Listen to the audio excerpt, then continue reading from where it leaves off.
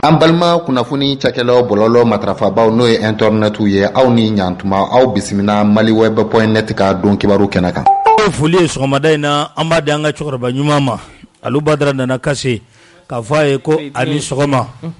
danaɲa ale fosa an bɛ foli an b'a di ba ɲumankɛ ma Meredi district a kɔnɔla la ko ani sɔgɔma Musa Kulubali Balde Brek Balatɛ Bala Janfa Tandare Musa an bɛ foli ani tanuni ko o lase a ma ni wagati in na kosɛbɛ i y'a fiɲɛ ni bɔ an senkɔrɔ de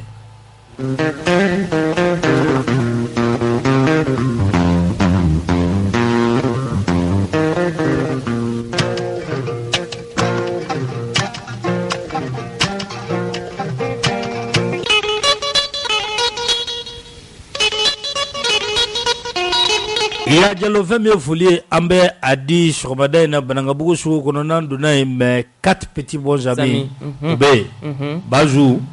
Bamusa Major Jakarija Konati mais 4 petits bons amis voilà sɔgɔmada fɛ foli an b'a d'u ma Cheikh Diallo Laitier le laitier Seki a bɛ fo Fla Seki Cheikh Sidibe a tɔgɔ kɔni Laitier a bɛ fo a bɛ fulaw Cheikh Sidibe Lo ouais mo fulaw donna ko bɛɛ la ji fana fula mécanicien bɛ yen n'a ye jaa fɔ ko jitigi fila Laitier do n'a ye jaa fɔ jitigi nɔnɔtigi jitigi n'a kɛra jitigi min ye a sababu la bi piscine bɛ Jaginɛ fɛ yen subhanallah o tuma forage bɔra la piscine fɛnɛ ji min di Jaginɛ ma a ka ca ma a ka ca ma ji ka taa cɛ ba n'a ye piscine seri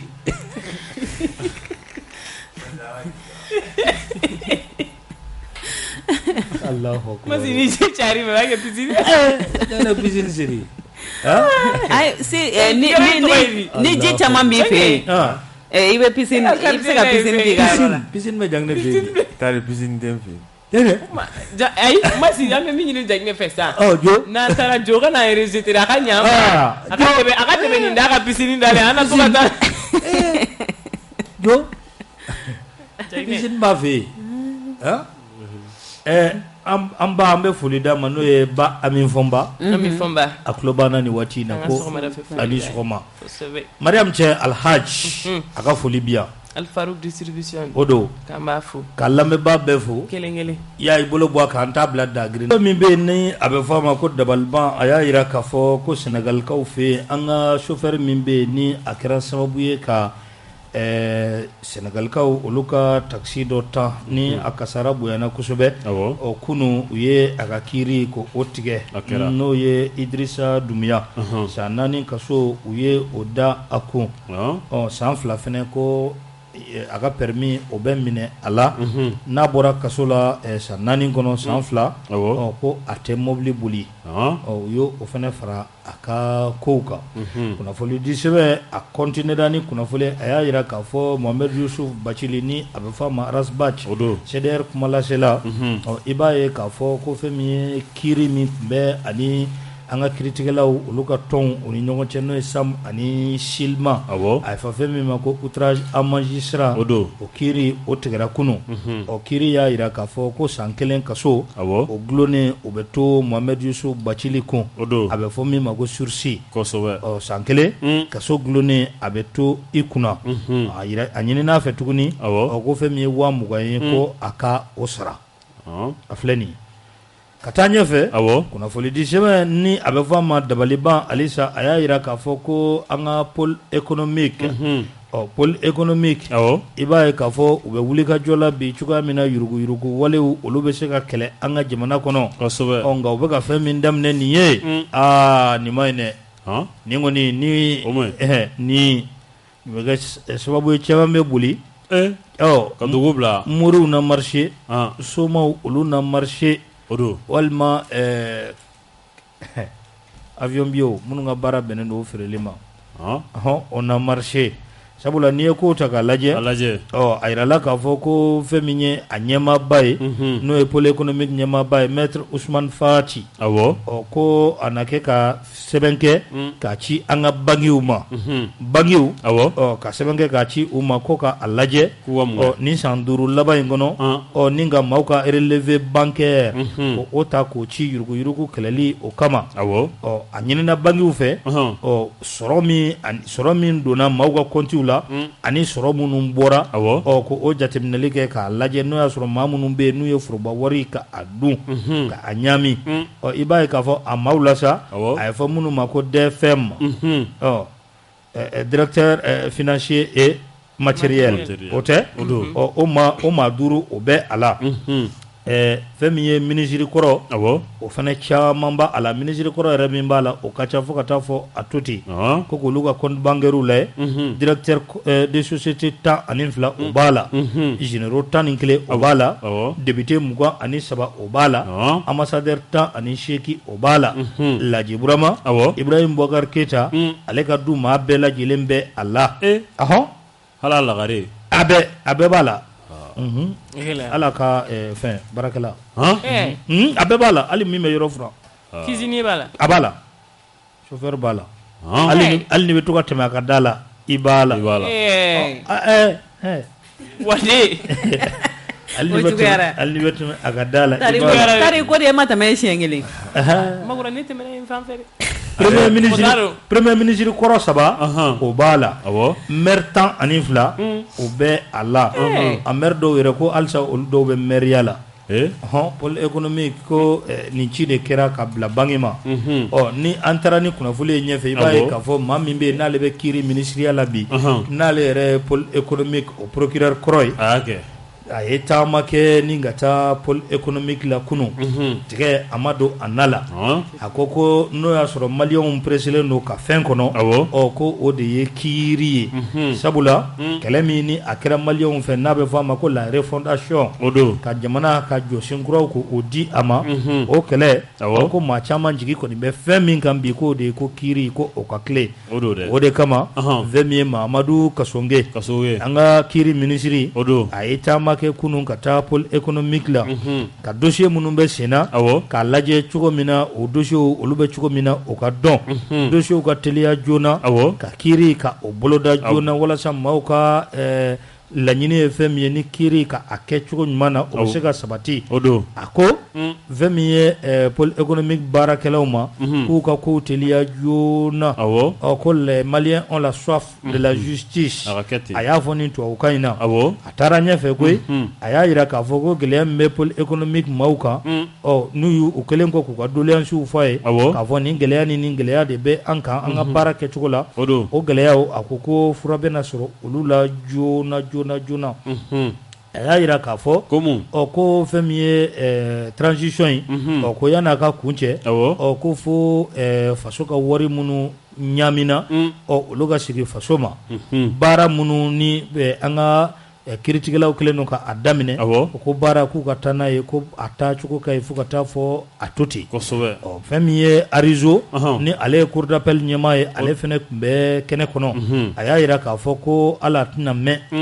ko fɛn min ye u bɛna foroba kiiritigɛ kɛrɛnkɛrɛnnen dɔ labɛn terrorisme maa minnu bɛ yen k'a fɔ ko bamancɛ wale olu bɛ o la ko olu bɛna kiiri ni o fana tɛmɛna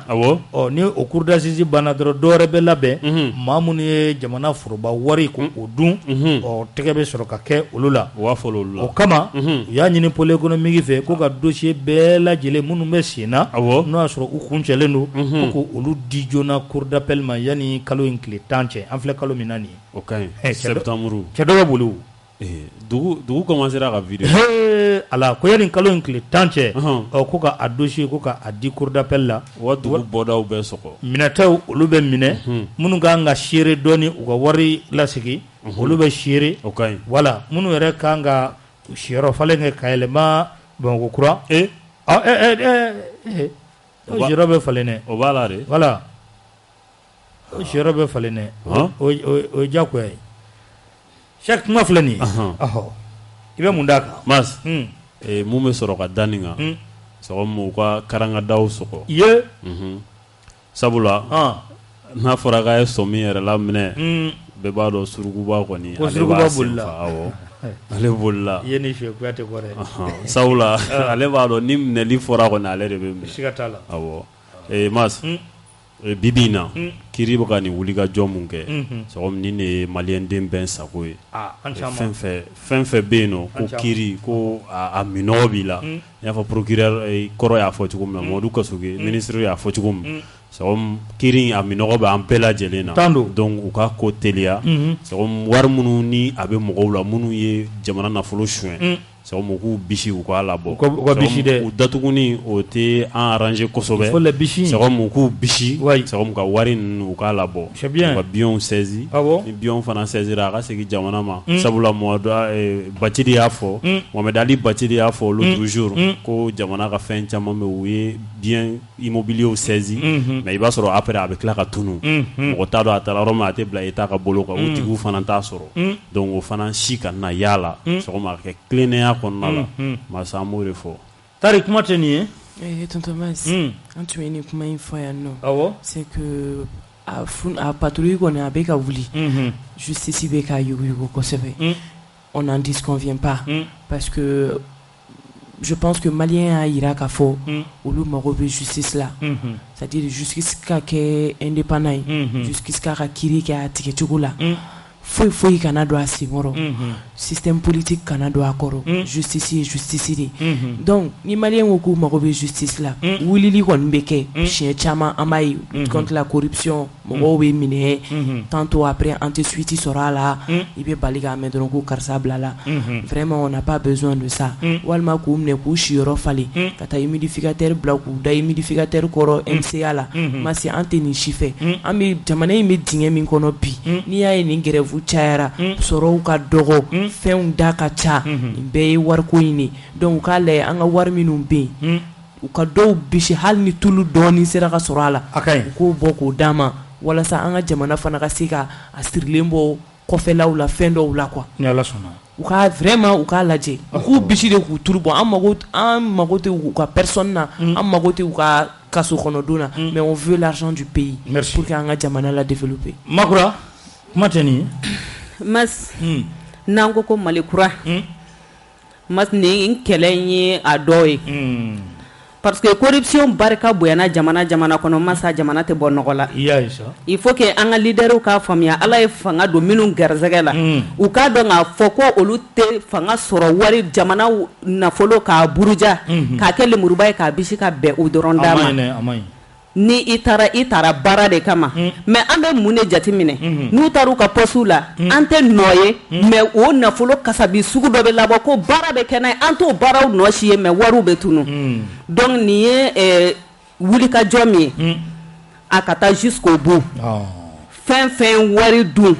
a ka bɔ u kɔnɔ fo i b'a dɔn fɛn fo jamanadenw k'a faamuya an ka jamana marabagaw k'a faamuya k'a fɔ ko n'i ye walita dun n'i ye jamana ka wari dun i b'a bɔ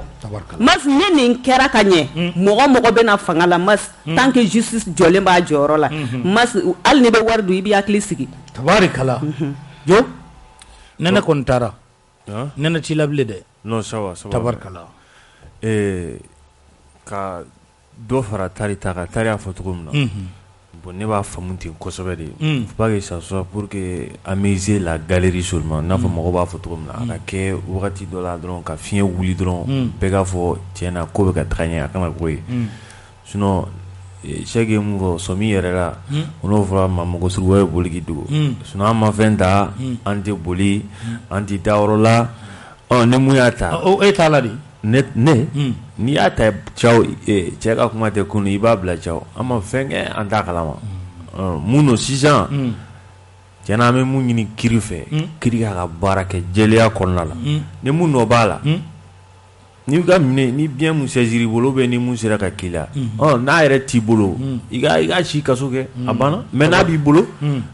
i bɛ na n'a ye fɛnɛ sinon an mago tɛ i yɛrɛbakun ko tɛ mais i ye mun ta jamana kɔ o de ko don sinon ni i t'a la mɔgɔ dɔw bɛ yen u tɛ jamana baara la bi an t'u tɔgɔ yɛrɛ fɔ bilen hali an hakili tɛ jigin u la mais n'i bilala foroba baara la donc ni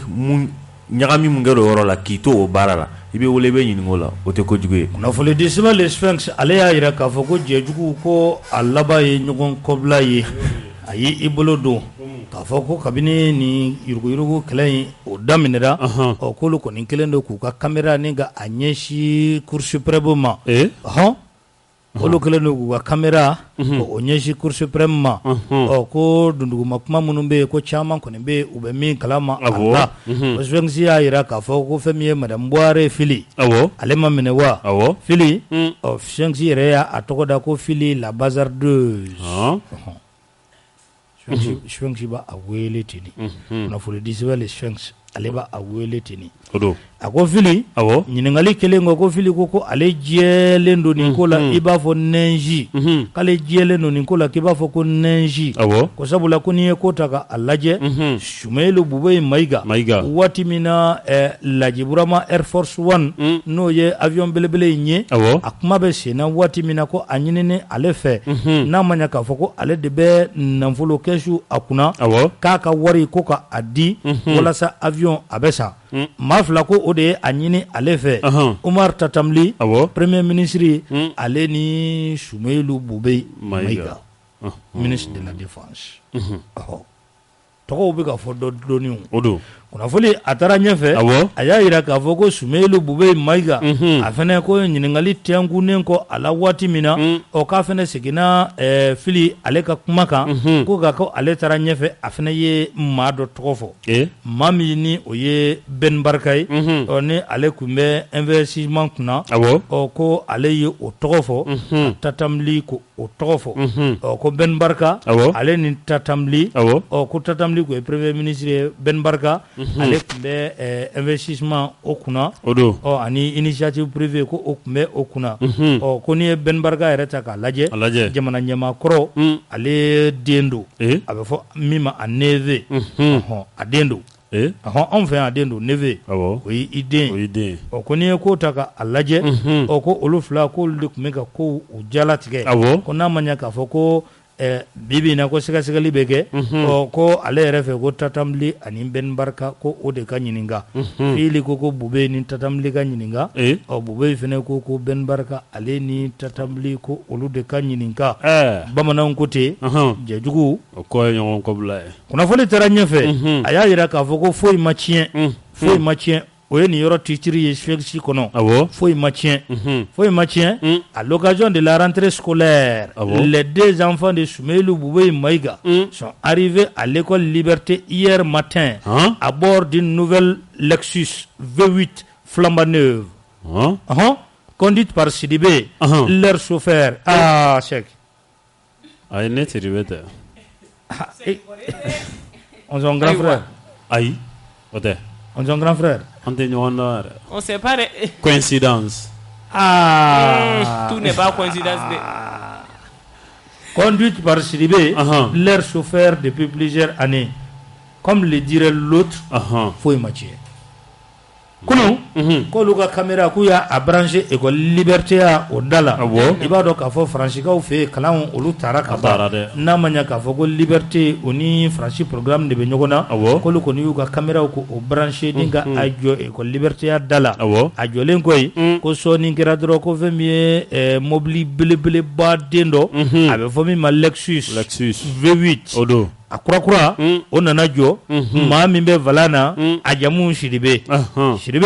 ale bɛ ka mobili boli Sidibé in dun Bube ale ka chauffeur don a bɛ waati jan bɔ a ye mobili dayɛlɛlen ko Bube denw olu bɔra ni ka don ekɔliso kɔnɔ ko n'i y'u ye u b'u u cogo la foyi ma tiɲɛ u fan fɛ kunnafonidila ka kunnafoni don Sphinx kɔnɔ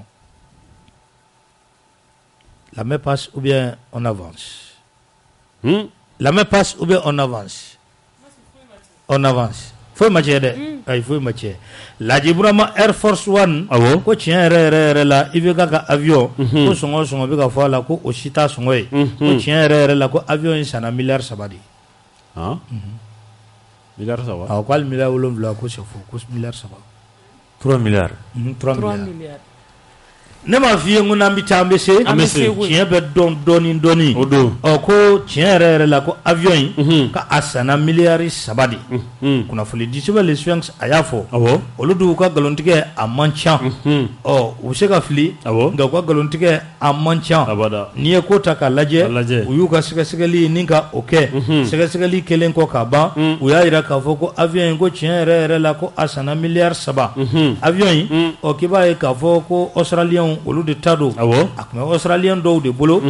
olu ka avion de kun don ko Australien in ɲininkali a taara se a ma olu ye ɲininkali kɛ k'a gun fo ka taa se Australien yɛrɛ ma fo Australien ko avion sanna ale bolo miliyari 3 de i b'a dɔn min kɛra o ye avion san ale bolo miliyari 3 ka société dɔ dilan u yɛrɛ ye société min ni o ɲɛmaa ye Michel Tomi ye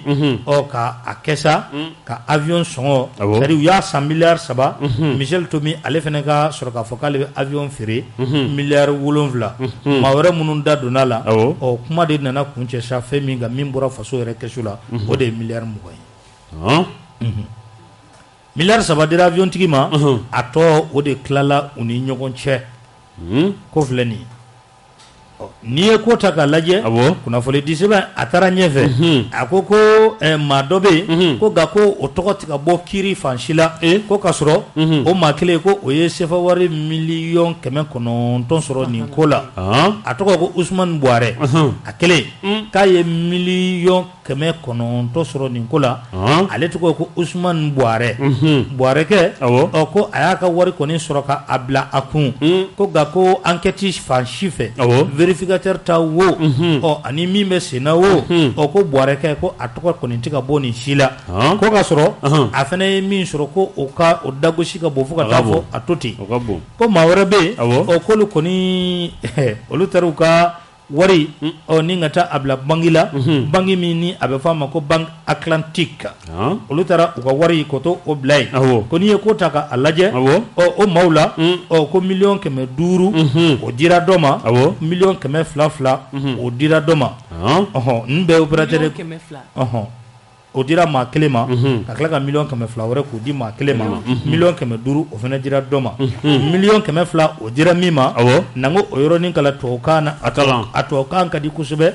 janginɛ komi e kalannen don i bɛ a kɔrɔ fɔ an ye l'un des banquiers banki baarakɛla don l'un des banquiers aurait à son tour vacciné un ministre de la République avec 100 millions. Perfection financière. C'est le mot. C'est ça, perfusion financière. Oui. L'un des banquiers aurait à son tour vacciné un ministre de la République avec 100 millions. Ce qui est bizarre dans l'affaire, Ousmane Buare ne figure pas parmi les personnes attraites par la justice. Un oubli mystère. Aïe, qui va là? Il n'a pas fait comme là. Toi, tu vérifies tes rapports là. Mais yini ningalo be yini ni munge iba Ousmane Buare to be ke kuma chama akmo la o yini ningalo tay wala yini ningalo tay mais vérificateur ga rapport la ite Ousmane Buare kamalen ita to ya la Buare adu suna atoko folen la akelen du ay million keme kono don de soro de masi million keme kono akele lucele o malien den joli ni ore mun milliard fendu million keme kono don jolbo je 1 milliard la 100 millions de 100 millions de millions ça c'est 1 milliard aja ni be million keme kono to la treba ko 100 millions il va faut 100 millions dro o masi ay ba fote ne o million keme kono don o chama me mami bolo 100 millions mu yo bolo 900 millions o be mami bolo masi ba faut 900 millions qui fana madro ko 1 milliard oui arrondi les de ça c'est en mathématiques mais au milliard de 900 millions makura joli o je 1 milliard la bon ali banque me wa soro fana ta soro bien sûr 200 millions dira ma chez des banquiers les banquiers barakela o de o allez fana de fana ministre arrosé ni chain peut-être il va sur le ministre arrosé on a massé c'est que lui-même il est garanti non il n'a pas arrosé il a vacciné fou il a vacciné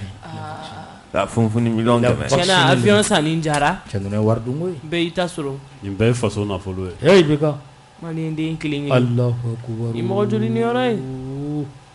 kunnafoli a taara ɲɛfɛ Swensi kɔnɔ halisa mais Swensi ka di kojugu ni maa min y'a sɔrɔ k'a kalan awɔ a ka di duman caman o bɛ a kɔnɔla la o don a y'a yira k'a fɔ awɔ ko Bubu Sise a ɲaame Bubu Sise k'a bɛ ɲaamekaw olu fɛ yen halisa wa dɔgɔtɔrɔ n'i ye ko ta k'a lajɛ ko a bɔra Abidjan ko nka ko maa caman tɛ min kalama k'a ye waatinin kɛ Abu Dhabi fɛnɛ o ɔhɔn awɔ Abu Dhabi ka a ye waatinin kɛ yen a ye waatinin kɛ kumana min na a sɔrɔla k'a mɛn sa k'a fɔ ale ye maa min nɔrɔ bila primature la Soumaïla Bube Maïga le tigre de Badala ni bɛɛ nin bɛ ka tɔgɔ kura fɔ a ma bi jɛgɛnɛ bɛɛ ni tɔgɔ jumɛn b'a ma kunun Bamakɔkura an denmisɛnninw an bɛ fɛn dɔ gɛn an bɛ fɛn dɔ gɛn wo la o de tuto ye dɛ a tɔgɔ tubabukan na de c'est pas lera ayi lera n ko ye ɲinɛ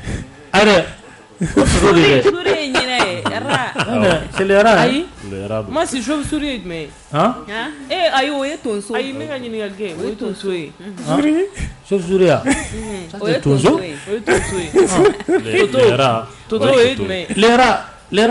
c'est pas tuto lera o ye tuto ye a bɛɛ la kuma ni arabe sɛbɛ te de b'a laban na te de b'a laban i ɲinɛ bɛ ka diya ma i jɔ dɛ i jɔ o te in bɛ mun yira terminé kɛ terminé la personne ayi o tɛ ara n'i ye fɛn tubabukan na kɔrɔ b'a la koyi a laban a bɔra mot dɔ la i bɛ fɛ k'o mot dafa fɛn dɔ b'a la o mais an de ara u b'a fɔ mun ma ko radiateur o jumɛn o ye k'a da duguma ka boli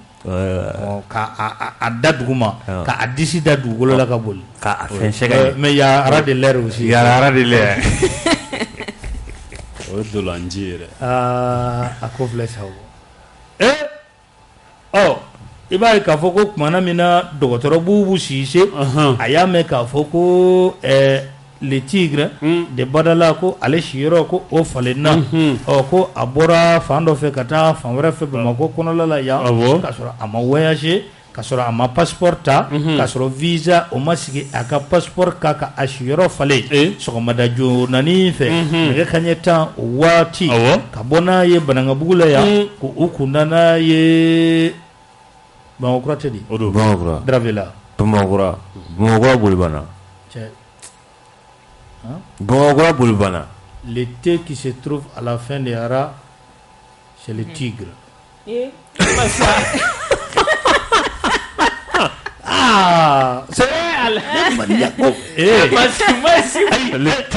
pas moi c'est pas moi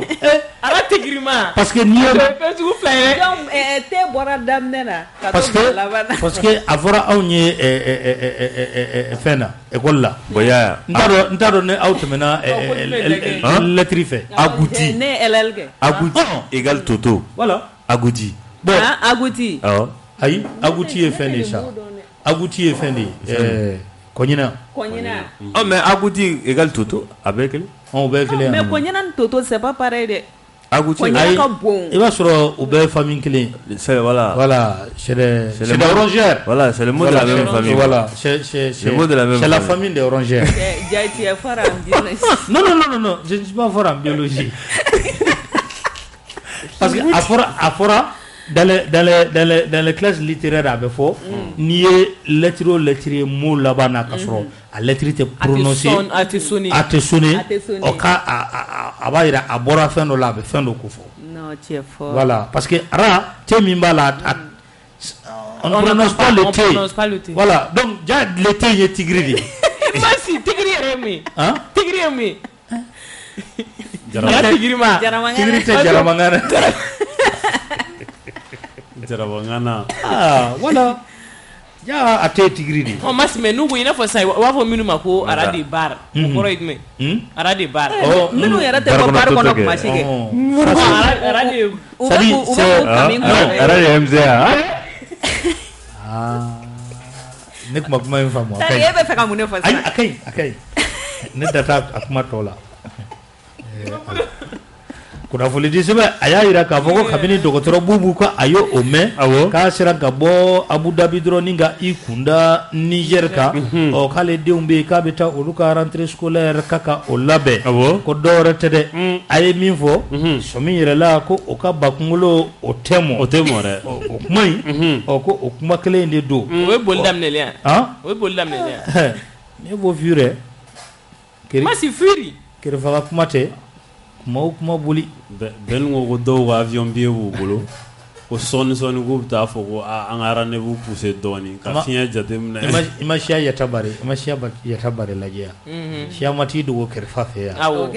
Mamadi m'a fɔ k'a bɛna siya ta ko ka boli yan kɛrɛfɛ ye min kɛ k'a jaabi e m'o mɛn yan kuma bɛ boli ko kuma o kuma boli cɛya bɛ min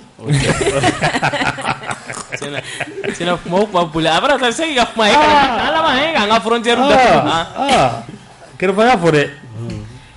ko Laji Burama mal en point a man kɛnɛ ko saya ko kuma kɔni ko nkalon na ko mais ko tiɲɛ yɛrɛ la ko Laji Burama k'a man kɛnɛ wallahi k'a man kɛnɛ c'est pas des paroles a man kɛnɛ yɛrɛ de ko a ka bana maa min y'a juguya Alassane do Kɔnɔwari Alassane o y'a jatigɛ ayi o yɛrɛ de ye ko o yɛrɛ de ye bana juguya kunnafoni di sɛbɛn le Sphinx a ko l'ex-président de la République Ibrahim Boubacar Keïta est mal en point depuis un coup de fil du président ivoirien Alassane Dramane Ouattara qui lui a fait savoir que la situation dans laquelle Karim Keïta est à Abidjan ne peut pas durer.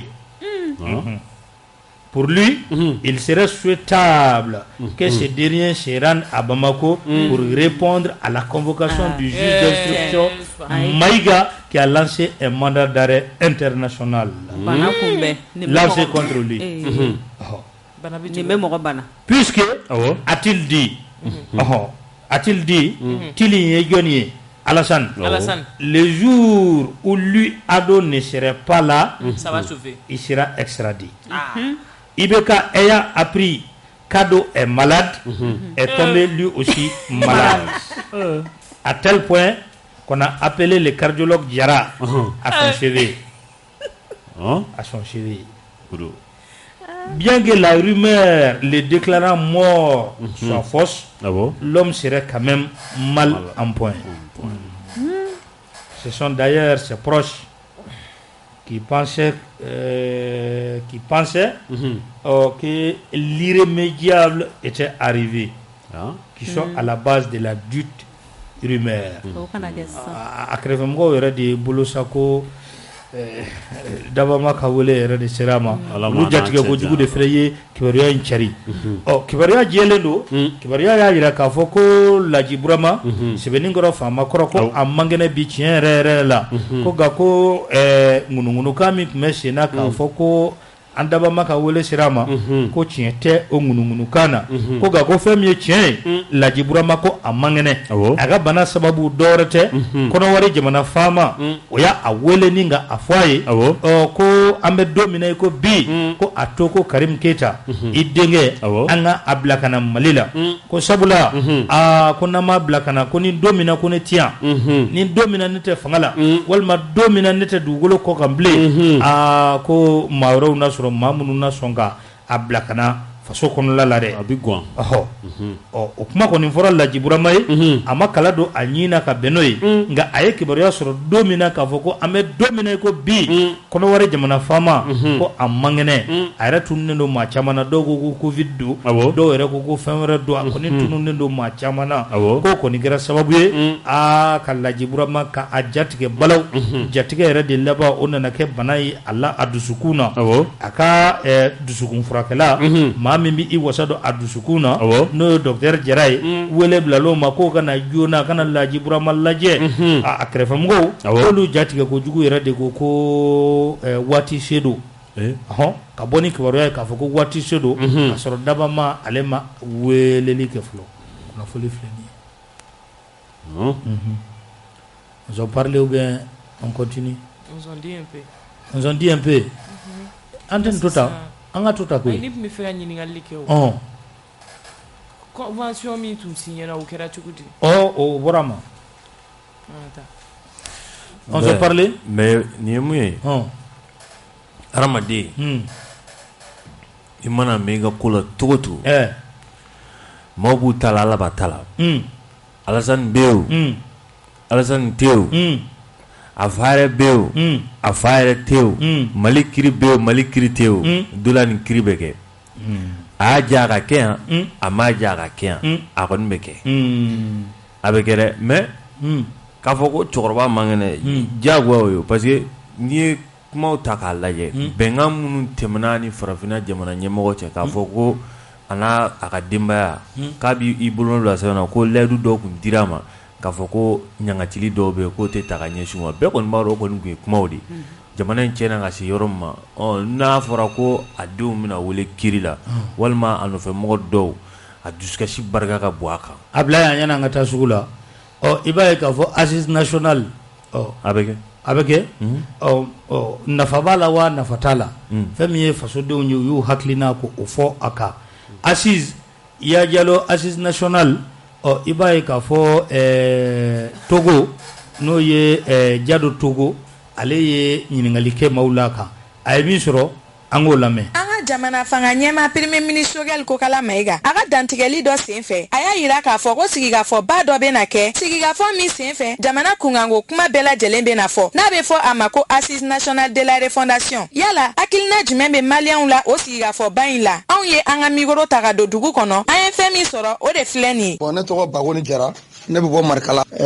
ne bɛna kuma assise nationale min bɛna kɛ sisan n'o y'a fɔ k'a fɔ k'a musaka bɛ t'i kuncɛ miliyari 2 la jamana bɛ gɛlɛya kɔnɔna na nin waati in na a tɛna kɛ fosi ye wari tiɲɛ kɔ ne kɔni b'a ɲini premier ministre Choguel fɛ k'a ɲini président Assimi Goïta fɛ an ye Jalawa inclusive an ye o kɛ ka national kɛ bon ne kɔni ka faamuyali la musaka mun bɔra ka don la o papier dalen don o ma foyi ɲɛ bon o ɲɔgɔnna wari tiɲɛ wɛrɛ de natɔla filɛ tuguni a kɔni ka di ne ka hakilila la m'a fɔ a ka kɛ ne ta ye o miliyari 2 min n'o y'a fɔ k'u bi o kɛ ka nin baara nin kɛ sisan u ka mɔgɔ ɲini expert dɔ ɲini minnu bɛ se k'o kɛ ka usine mankan dɔ jɔ miliyari 2 bɛ se ka usine mankan dɔ jɔ maa 50 bɛ se ka don baara la o dafara jamana sɔrɔ kan o kɔni ka kusa ka wari bɔ ka taa don nin na ça ne sert à rien a tɛna foyi ɲɛ dɔw kɛra ka kɔrɔ jaabi ma sɔrɔ o la o kɔni ne ka hakilila ye. Ne tɔgɔ Umaru Jara n sigiyɔrɔ bɛnnen no Sebeni kɔrɔ ma assise nationale min kuma fɔra premier ministre fɛ ko a bɛna kɛ ne hakilina la nafa tɛ a la ka da kan lajɛ caman kɛra mun ye denni ye ani ka fara lajɛ wɛrɛw kan m'olu kɛra Maliko kumaw kan ne bolo olu kumaw bɛ se ka ta ka lajɛ majɔ bɛ yɔrɔ minnu la k'u kɛ ka ɲɔgɔn dafa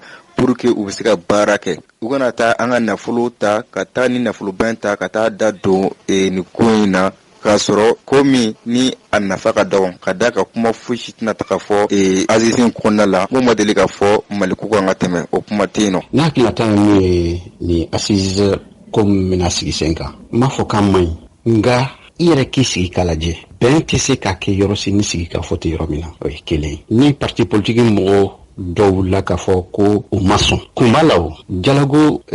national mun kɛra conférence d'entente nationale mun kɛra olu mɔgɔ kelenw de wulila ko o jukɔrɔma tuntu ka tɛgɛrɛ fɔ k'o valider o validelen kun jumɛn y'a to olu ma se ka wuli k'u jɔ k'o banba sisan Choguel nalen n'a ko k'a bɛ assise a b'a a ɲini jamanadenw fɛ ka assise sigi olu parti mɔgɔ kelen minnu ye fɔlɔ ni filanan kɛ o sigilen sen kan o ma bato olu tun bɛ min olu jɔyɔrɔ kɛra mun ye olu mɔgɔ kelen bɛ tila k'a fɔ k'u y'u banba k'a fɔ ko o man ɲi ne m'o faamuya il faut que u fana kan an jaabi o la Mali ɲɛta sigikafɔ tɛ yɔrɔ yɔrɔ a jamana tɛ ka ɲɛ hali dugu kɔnɔ ni sigikafɔ tɛ bɛn tɛ kɛ mɔgɔ ko mana na dutigi mana na i mana taa du o dugu kɔnɔ f'i ka sigikafɔ de kɛ ni Choguel nana président Assimi nana n'a ye Choguel ta ni Choguel ko k'a bɛ assise kɛ ni ɲɛ to mankan wɛrɛ l'o la o n'i y'a ye Choguel ko k'a bɛ se k'a kɛ a dalila de b'a bolo a wari bɛ yen ne ma ban ne bɛ ɲininkali mun kɛ sisan ka ɲɛsin ɲɛmɔgɔw ma jamana bɛ yɔrɔ min na sisan waati min b'u bolo est-ce que assise bɛ se ka kɛ k'a bɛn a ma wa n'a kɛra k'a bɛn a ma n'a votera olu bɛ se ka appliquer wa. Bon ne kɔni y'a dannen kɔni ma vraiment ne ma nafaba ye sigikafɔ in na bilen kadamunga ka ibega tunno ayin siga fodo ke adno ngakilla bengra mun ngalu magam binno o timenen ko fe kurita kili tradition konnana siga fodo fene kera bengra mun fene ga du fene binno on ngakilla o fa be binno fura ko jamana e continuité di donc ni jamana e continuité olu munun kera kateme donc ka ese ka bara kene oyi o kana fo kubina siga fo la bentuguni parce que ni ko kiba siga fo la bentuguni atne dépense ko wota jamana kono problème nga cha élection binno donc ni an ngamna ngi bina tani fine ta kojugu tanu perlon déjà parce que ani élection to man jamli na fara ko assist la be kono ko amna ta be fando kan tuguni fendo benu ngara fendo kan ko olu shima se ka la wala aflo donc ne ko mbulu assisi ngoni vraiment nente na fa bakon nala le to avocat dunya nsigora benu nyor kuma bi ambe kuma ka fo ko sigal kanga assisi nke ni abdije benendo milliard flama ko na so na fa bala o be na fatala ne ka famia la na fa bate ala même na so ka fo ko président Benika Akinando e be premier ministre Benika Akinando ni na jamana so to kam na e be fe ka shire ika pushona e be sika na ni feremi e be siko fere diga wasa jamana ka tanye fe mais fo anga don on ma glan ka be fendo kama folo en le dama ni ontie folo la bamana fo ko ma fo ko siga fo e damuye awo siga fo fe na damuye ala me yorom na bi mais o meke jamakulu fe ni jamakulu mi be ka Akinna ni clean o la siga fo meke damuye ni jamakulu be ka Akinna e clean di beka Akinna de me fe jamana ki tanye fe beka Akinna de me fe nga jamana ka bo jugu koro ibaye ibta soro o jamakulu o ma nyon famia fin dollar o me fereke kasika foke wala sa o sika nyon famia o fana mais bi ambe katam kono bi mali be tram na bi malende modali mun bi en fe bi est-ce que andara la ka foko sika fon ko sa obi sika ko absia des solutions jamana kono wa par depuis sika fo ma ke folo ko mun kan abo ko nana olu dono déjà parce que malendin do tay malikoyi malendin do tay jamana kitanye mais la plupart des maliens aussi olu chamantaye intérêt kodi o kalonuka o ka intérêt bla jamana sanfɛ telo kunafuli ale de be ma fa ka sɔrɔ ima dore bla ida ma kunafuli aga usani ma kuna shirile afsa no jagine iborasa ka maulame assise ko la ibe mun sɔrɔ ka fɔ bon assise comme premier ministre a ba ka akilinaw la ka fɔ ko assise ka kɛ i b'a wari da dɔn assise ya milliard fila bon milliard fila o de kan ka don a la n'a sɔrɔ a bɛ kɛ ka Mali kuma bɔ ne bolo milliard fila man ca mais n'a sɔrɔ a bɛ kɛ ten dɔrɔn ka fɔ an bɛna kɛ an ka sigi an ka kuma n'o de don ne bolo nafa t'a la mais komi kuma mun a bɛ to ka kuma dɔ fɔ ko assise n'a a kɛra hali mɔgɔ mun nalen fanga la a bɛ wajibiya o tigi ka assise minɛ ni hakilina min bon ne taara o wajibiyali n'a sera k'olu ɲɛfɔ an ye a y'o ɲɛfɔ dɛ a bɛ wajibiya cogo min na n'a bɛ wajibiya a bɛ wajibi ka ni dalilu mun ye sabula a ka gɛlɛn parce que jamana marali wagati jan la ko parce que président kura n'a ka projet de société voilà o n'a taw bɛ na mais ni fɛn dɔ bɛ yen k'a fɔ an bɛ jamana bɛ wagati min na ani o président minɛlen jamana bɛ kɛ lahala dɔ la fɔnko ɲɔgɔn min fɛn min b'o la ale yɛrɛ mécanisme de l'état bɛɛ b'a dɔn a ko ma nɔgɔn donc k'a fɔ k'a bɛ wajibiya kɛ i k'a kɛ bon a bɛ se ka kɛ ni sɔnna dialogue fɛn na yan nɔ mɔgɔw b'a fɔ ko olu ani IBK ye kɔrɔlen minnu kɛ a bɛɛ kɛra mais an y'a ye fɛn ma b'olu la mais n'a sɔrɔ ko nin de bɛ se k'a to a bɛ wajibiya mɔgɔw kan u k'a kɛ a wagati la ne bolo problème t'a la sinon milliard fila o man ca sigi la sigi min bɛ yen ko maliden bɛɛ bɛ ɲɔgɔn sɔrɔ a la wa ni maliden bɛɛ hakilina bɛ ta ne bolo o milliard fila man ca parce que maaw ye milliard dun an ye dɔ fɔ sisan nɔ o kelen 900 millions dira o kelen ma manamana ko tabarikala an ka diinɛ ɲɛmaw olu ye ɲɔgɔn ye dɔgɔkun tɛmɛnen kɔnɔla la ɲɔgɔn ye i b'a ye k'a fɔ a sɔrɔla Imam Mahmoud Diko ale ka laɲini fɛ o conseil islamique ɲɛmaaba ale tun bɛ kɛnɛ kɔnɔ ka taa se chrétiens olu ka ɲɛmaw ma ani diinɛ ɲɛma caman nin bɛɛ lajɛlen tun bɛ kɛnɛ kɔnɔ fɛn min ye Jɛnɛba Danbele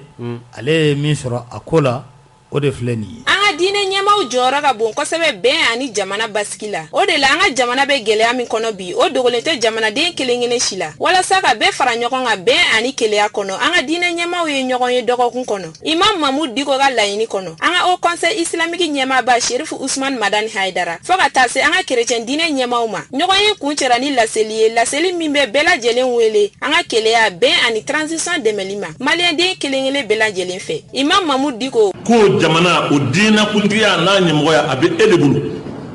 O jamana kelen na ni kumana mɔgɔ miliyɔn bi laminɛ ne bɛ cogo min na ale bɛ ten. Anw ka sigi k'o jamana ye o bɛ bin ko anw tɛ fɛn f'o la an tɛ fɛn k'o la ko hɔrɔnya tɛ sɔn o ma danbɛmɛya tɛ sɔn o ma. Ne ka damira t'a to ko n ka sigi ka nin lajɛ ten an ma foyi ɲɛɲini ayi n ko a bɛ wajibiya ne kan a bɛ wajibiya e kan anw ka wuli ka se mɔgɔw ma anw ka wuli ka jamanadenw wele o kuma wele ma da de don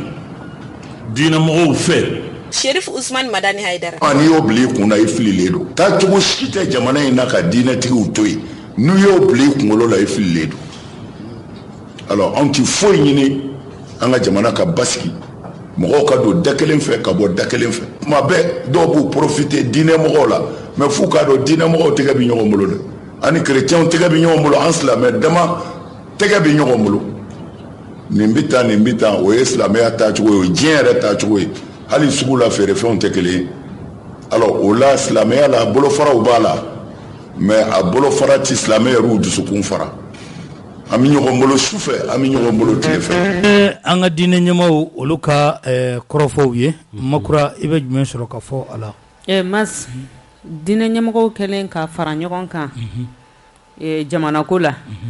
ne kɔni fɛ hakilina ɲuman don. Tabarikala. Ne yɛrɛ fɛ a waati sumayara. A kun kan ka kɛ joona. A kun kan ka kɛ joona parce que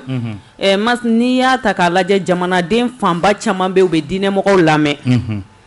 Donc n'u ka wuli ka jɔ kun barika bonyana est-ce que anw bɛ yɔrɔ min na bi anw bɛ se yan. A filɛ dɛ. Anw bɛ se yan parce que an ɲɛ b'a la hali n'i ye an ka camancɛ yɔrɔ ni nord fanfɛla ninnu jateminɛ k'a lajɛ dɔw bɛ yen k'a fɔ k'u bɛ diinɛ ko kɛlɛli la mais ne ninnu kun farala ɲɔgɔn kan ka wuli ka jamanadenw na faamuya ninnu bɛ ka kɛlɛ min kɛ est-ce que nin fɛn ninnu tun bɛ avancer ka se an bɛ niveau min na bi yan. A tun bɛ gɛlɛya. Donc ne kɔni ne yɛrɛ y'a ye télé la l'autre jour. A diyara ne parce que ni yan aw ka aw yɛrɛ dama ni ɲɔgɔn cɛ aw ka mɔgɔw ka sama-samanin na a cɛ man ɲi mɔgɔw ka faralen ɲɔgɔn kan donc a essayer ka don jamana gɛlɛya minnu bɛ jamana kɔnɔ yaasa jamanadenw bɛ lafiya cogo min na. Tabarikala. Kuma ɲalen an Bugunikaw ko ten i b'a ye k'a fɔ fɛn min ye an bɛ foli ka di an ka jamana gouvernement ma sabula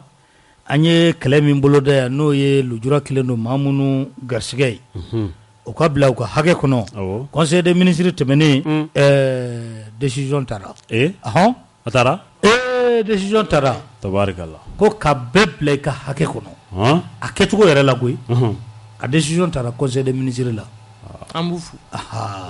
o ɲɛrɛsɛ i bɛna je min ci o je y'o classé min bon je bɛ n bolo a bɛ n bolo fɔlɔ voilà je ma ci fɔlɔ décision taara donc je gulonnen don ko ka tiɲɛ yɛrɛ la ka bɛɛ bila I ka hakɛ a kɔnɔna la wa ko damakɛya foroba baara la ko o waleya a waleya cogo yɛrɛ la a fɔra tan conseil des ministres a sen fɛ n ko halisa an bɛ a fɔ transition maaw ye u ka to ka arajow lamɛn anw de bɛ jamanadenw ka degun dɔn anw de bɛ to ka jamana kɔnɔdenw ka degun ni ka a lase a lase cogo yɛrɛ la o tɛ an b'an ka gouvernement fo o la nin ye baara ɲuman ye an kana a kɛ critique dɔrɔn ye n'u ye ɲuman min kɛ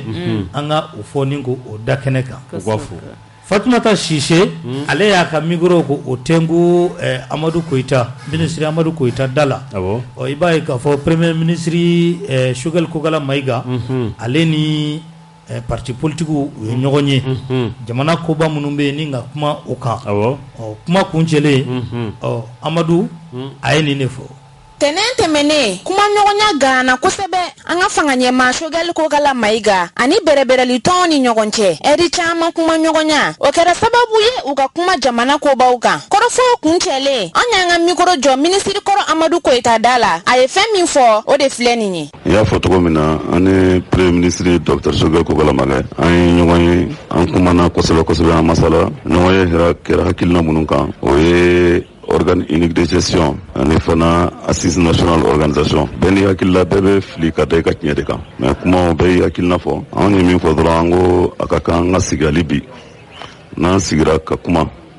n'an sigira ka fɛɛrɛw bɔ ɲɔgɔn fɛ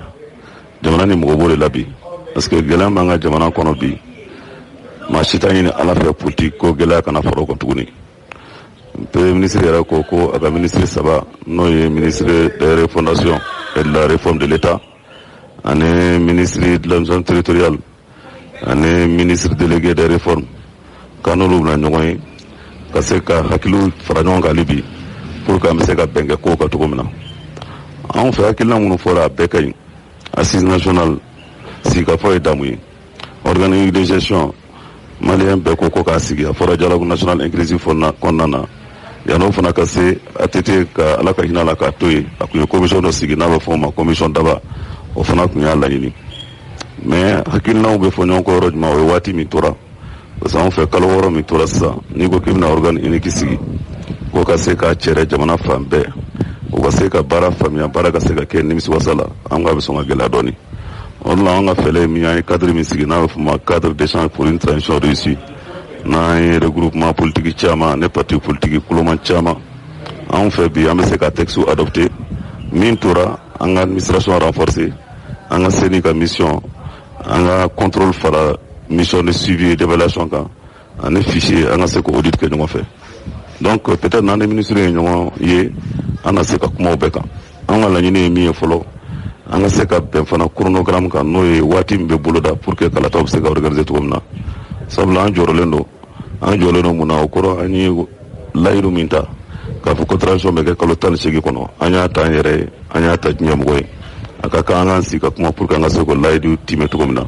o de ka ɲi an ka jamana ma o de b'an ka jamana sankɔrɔta o de b'a to fana ni ɲɛmaa bolo bɛ to ɲɔgɔn bolo pour que jugu kelen minnu b'an na n'an b'a fɔ o ma terrorisme an ka se k'olu kɛlɛ a filanan fana ko assise nationale c'est vrai Mali ye sigi ka fɔ jamana ye mais anw hakili fana ye min y'o la an ko k'a fɔ Mali ye sigiɲɔgɔnya caman kɛ an ye conférence d'entente nationale kɛ an ye états généraux sur la décentralisation an y'o kɛ assise sur le nord an y'o kɛ an ye dialogue national inclusif kɛ wa fanga yɛlɛma fana nani an kɛla ka concertation nationale fana fɛ anw fɛ Mali problème bi texte côté bilen Mali problème ye min ye dɔrɔn minnu hakilina minnu sɔrɔla la ni texte résolution minnu bɔr'o la olu bɛ se ka appliquer cogo min na n y'o de fɔ an ka kumaw kɔnɔna na an bɛ baara caman kɛ ɲɔgɔn ye caman kɛ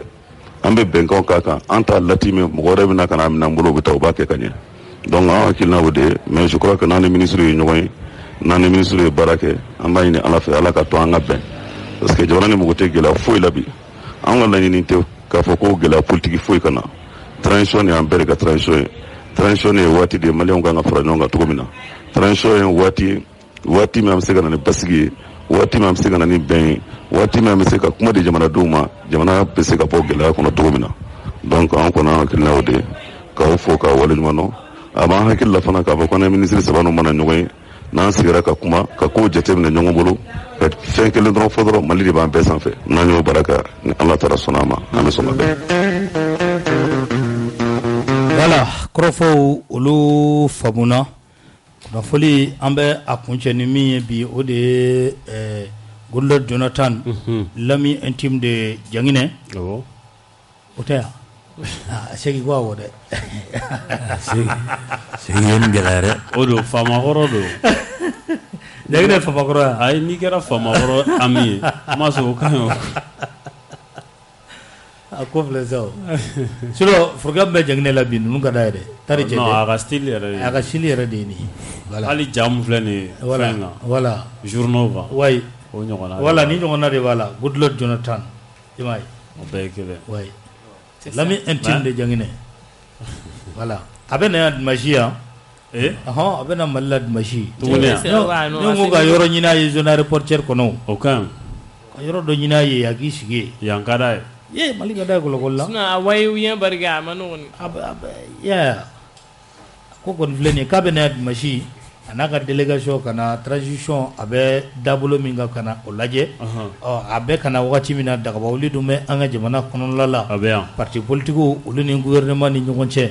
dɔ bɛ fara a kan dɔ tɛ fara a kan o kuma de bɛ sen na bi Ala k'an kunna ja an tɛ nɛgɛjuru labila allo an sɔgɔma somɔgɔw dun i ni sɔgɔma kura nse ça va Burama Cɛnta yɛrɛ sira hakilina k'i fo ka Tari fo ka Janginɛjan fo ka Sɛki Sidibe fo ka Tɔmɔ yɛrɛ fo a tulo b'i la ka Imam Bugula fo ka Jɛ Sidibe fo aw ni caka kunnafoni na nse mais ko kelen aw jɛ bi Makura dɛ o ye mun ye parce que an ka projet a kuma ma fɔ bi quel projet projet jumɛn e ɲinɛ no e ɲinɛ cogo jumɛn Makura Maska deuxième projet ya o kuma bɔ ni yɛrɛ da dɛ donc projet bɛ se ka kɛ cogo di toujours évaluation de kan ka kɛ a bɛ état la ayi nin tɛ évaluer ya vraiment b'aw fo an ta ye foli ye awɔ foli diyara n ye nse a ka baara la parce que a ka dan a bɛ jamanadenw kunnafoniya n'i y'a ye mɔgɔw b'aw lamɛn an tɛ sɛgɛn weleli la san kalo 12 vraiment kuma minnu bɛ fɔ ani sababa bɛ bɛn wa jamanadenw hamina ko kuma minnu ye olu de bɛ fɔ sur araso ka ca jamana in kɔnɔ yan awɔ an yɛrɛ ka araso caman fana ka kɔrɔ pise dɔ voilà donc an yɛrɛ ka foli b'i ye a ka continuer nin ka d'an ye awɔ n'Ala sɔnna ma i Cɛnta